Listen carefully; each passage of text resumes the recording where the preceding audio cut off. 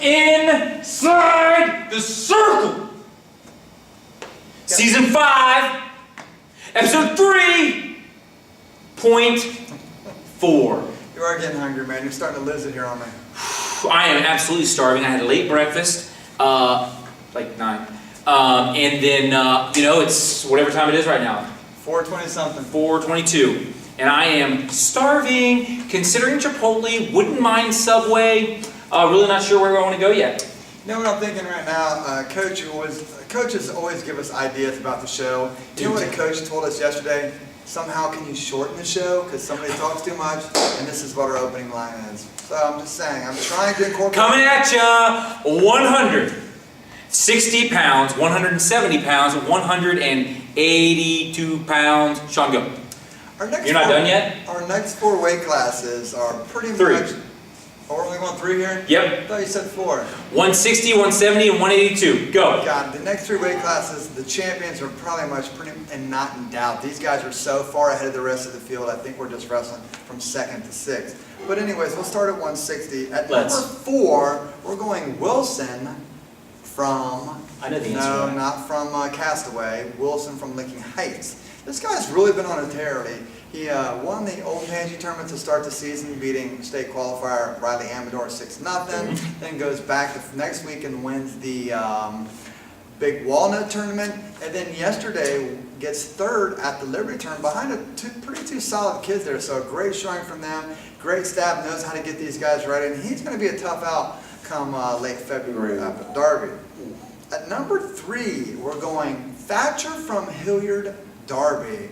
Opened up the season with getting a solid 3rd at the Highlands, losing to only the champion in the semifinals. Tough guy, district placer last year. Was really expecting huge things out of this guy last year. Had a great showing in Medina, then got injured. Was off for like 6 or 7 weeks. That's right. I don't think he came back until sectionals. Actually won that sectional over state qualifier Thomas from Liberty, but didn't have enough stamina to withstand the barrage of wrestlers the next week, and that just happens. That's just bad luck. Clearly a top 4 guy last year, but being behind the 8 ball with missing so much time, I don't expect that this year. I can't fathom a situation where he's not a top 4 guy. Even with bad pairing, this guy's probably going to get out. I think he had 16 surgeries already. Seriously? Yeah, he's for real. He was banged up last year. The fact that he wrestled the postseason to me shows a level of mental toughness that I sometimes wonder if it's a fleeting thing in high school kids. But this kid proved that no, we still have it. I'm telling you, very impressive stuff. And to your point, won the sectional tournament. Right. Over state qualifier. Over state qualifier. State qualifier. Right. So he'll be at Medina next week. Maybe give us a better snapshot of his progression and see where he can do up there. Medina is going to be off the charts. At number 2, we're going to go Broski Old Tangy Orange, another district placer. This guy's having a lot of high finishes. Got 2nd at UA, got 2nd yesterday to Lawson. Probably wrestled better than the score shows. I mean, he got taken down a pin and you think, oh yeah, he just got taken down a pin. But it's really competitive. He really went out there trying to win. Yes. Sometimes when you wrestle high-level people, you try just not to get beat bad. He honestly tried to win and showed a level of confidence in himself to compete at that level. And that's what you don't always see on a score. You see watching matches is the confidence and the level of confidence these guys have, a commitment to actually trying to win as opposed to trying not to lose. So I applaud his effort, even though the results don't show it. This guy is going to get out to at 160. At number 1, there's really no question here. It's Kyle Lawson, Old Tangy Liberty. I mean, this guy has probably won everything you can think of. I mean, this guy's got more hardware than Home Depot. I mean, this guy's got it going on there. And a true story, I tell Mark all the time. 3 or 4 years ago, probably 3 years ago, Rutgers came into the Big Ten, and Scott Goodell, the head coach, came to the state tournament for the first time. He contacted me and Mark and asked him, hey, we're trying to make a big splash. We want to get some good recruits. I swear, I tell everyone else all the time, the first name I gave him, Kyle Lawson.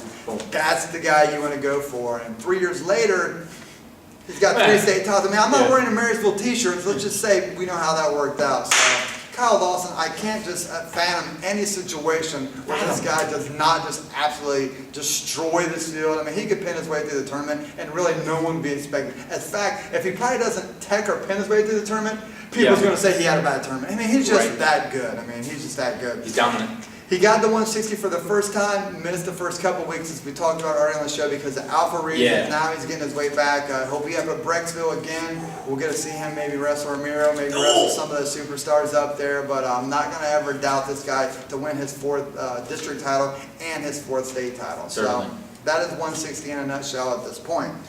Moving on to 170. At 170 here, at number 4, I don't know why I feel like I'm missing someone. I just feel like there's some name out there I just must have overlooked because I thought this was going to be easy way. Then we had a lot of kids move down here from 82. That kind of surprised me. But yeah, after we get to the top 3, I'm searching for names to fill that 4th spot here. But at number 4, we're going to go with last year's sectional champion out of the Marysville sectional.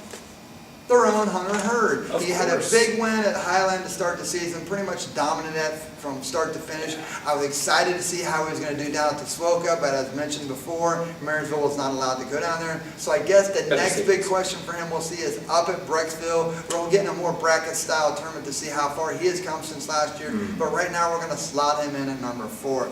At number 3, we're going to go with the Cisco Kid.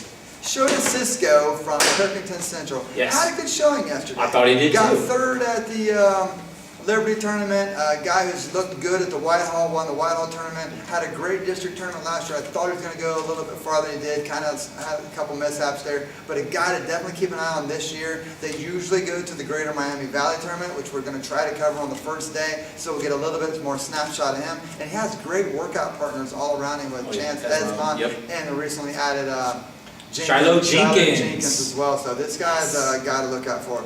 At number 2, and I know this is going to be a people's going to text me, email me, how do you have this guy at number 10? It's Josiah Harrell from Licking Heights. And I know he lost to Cisco yesterday in the 3rd and 4th place match. But Harrell's a little banged up. It looks like he has a little bit of injury with his hand they're trying to work through. He is a former district champion. Yes, right. Not plays for qualifier. He's a district champion, though. Last year at the end of the season, he was battling injury, and it appears at the beginning of this season, he's fighting the same battles, though. But the positive thing for that is 2 months. He has 2.5 months to get to that point. He has an incredible coaching staff that can get him to this level, and I just think within that 2.5 months, they're going to get the old Josie back, and they're going to have a superstar on their hands. At number 1, Lawson Squared, the other part of it, Trevor Lawson. This guy kind of was a lukewarm guy last year. People kind of knew him more as Kyle's brother than his own person. And then he absolutely just burst on the scene. And probably should have been the state champion at 170. If it wasn't for a bad hands to the face call, this guy probably would be the returning champion. I mean, this guy last year weighed in the state tournament at 162 as a 170 pounder. Now he's weighing closer to 180, 182, so he's going to be a big 70. I think that advantage is what you see on the mat now. His match with Josiah Harrell yesterday was 3-2, but I never got the feeling that he was going to lose. Like for 6 minutes, I just didn't think Joey could break his defense. I didn't think he was close to the takedown. I just think Trevor had an answer for everything they threw at him. He's kind of just taken over this weight class and pretty much workmanlike form. He got a solid 4th up at Ironman. This is another guy that me and Mark talk about. We see all the time at the competition nights, wrestling here, wrestling there, and I just think right now he's going to be a hard guy to beat at Derby, and he's clearly the number 1 guy to me right now at 170. So Absolutely. Trevor Lawson is your top guy, Harold from Licking Heights, Cisco, Pickerton Central number 3, and Hurd from Marysville rounding out the top 4. Moving on to 182. By all means, move this along. This is probably one of the, if you had to rank me who is the most likely champion, this is probably one of the more likely champions that there's going to be in the district. And the gap between him and number 2 might be the most insurmountable of any other weight. We're going to start at number 4 and work right from 2 to 3. From 2 to 4, I really don't know who the number 2 guy is. These guys are just taking turns beating each other. I mean, you could really draw names out of a hat. Some of them are on the verge of looking like superstars to me, and then they have matches that give me a shake in my head. I just don't know what's going to happen in the next 4. And this is basically just a guess in the dark. I think these are the top 4 guys in the weight, but after 1, it's hard deciphering who truly is the number 2, who truly is the number 3, and who truly is the number 4. But we're going to give it the old college try. Come on, Sean, give me that number 4 now. And at number 4, we're going to go with 2-time district placer Max Boyd from Watkins. Talk to me, baby. You know, a crazy stat. Me and Mark talked about 3 years ago. Guys who are 3-time district placers, never being a state qualifier, have phenomenal senior years. Did it happen last year? JoJo Terry sure did. Was never a state qualifier, but a 3-time district placer. Gets to the state tournament. He wins the state tournament. Before we had the kid from Troy Cochran. Kid from Cochran, Troy was a 3-time. He got. This is crazy. He got 5th, and 5th. Yep. State order 3 years ago. Comes to Derby. wins the district, gets fourth in the state with the semifinals. For whatever reason, if you were a three-time district placer and never made the state tournament, you always have a phenomenal senior season. But going the other way, if you're a two-time district placer with never qualifying, their record is like 1-17 right now, like over the last 25 years. Prove them wrong, Max. Come We on, had baby. 2 people last year who came in as two-time district placers, non-state qualifiers that didn't get out. Do you know who they are? Alec Marcico. Leapley from Central Crossing and Dolan Martin from Gahanna. Yeah. 2 kids, same situation. I don't know, and I was telling people last year, like, man, this just doesn't work out, and they go 0-2. So for whatever reason, Mac is, I guess, statistically up against it, I guess, if we're going to put it that way. Yeah. But we're going to put him, crazy stat, true crazy stat. He's number 4. He's number 4. At number 3, we're going Nip from Olden Tangy. Hey, Solid yes. kid, had a good match with Fitz last Friday night, Saturday morning, I can't remember which one it was. 1-point match, 3-2 in a match, pretty good anyway. Solid program. These guys are really starting to pick up steam. I like what they're doing there. They usually go to the Greater Miami Valley as well. I expect to see them there this year too. And this is a guy to keep an eye on. I believe he was a district placer last year. So right now, at number 3, we're going with Hunter Hip. Nip. Number 2, Fitzgerald Liberty. This guy, if you took his accomplishments during the summer, I mean, this guy's beating like nationally relevant guys, Disney duels, he wins everything, but for some reason, I just feel like he underperforms the Derby. I always feel like he has more to give, and somehow, some crazy scenario, You just can't.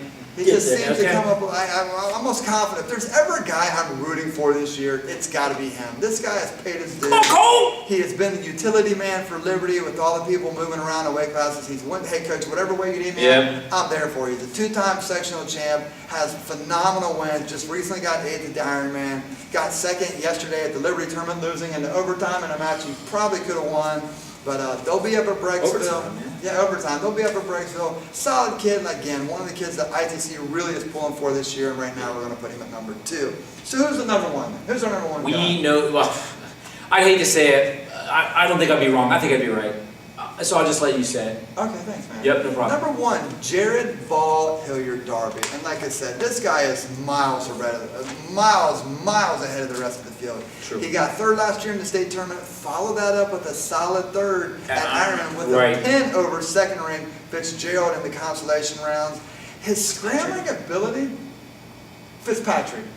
I got no clue. It's Fitzpatrick. No clue. Is it? Okay. Wow. You know, I wouldn't mind if they'd get on me if I lived in that area, but since I'm from out of town, they're going to give me a pass on that. Yeah, okay, no worries. Fitzpatrick, this guy's scrambling ability, ball scrambling ability. Yeah, he scrambles like a 106 pattern. I mean, this guy just has phenomenal hips and is never out of a match. He's always moving, I mean, this guy is just a great scrambler. And Agreed. I think that gives problems to some of the bigger guys who have wrestled upper weights their whole life to a guy who's been little and got big. It's just a different kind of wrestling. They like Tommy Rollins style. They just know wrestling more than the bigger guys. So right now, Jared Ball is way ahead of the rest of the field, and he is right now considered our number 1 guy out of Derby. Right on. So that's 160, 170, 182. What do we got left, Sean? 195, 220, and heavyweight. And now you are inside the circle.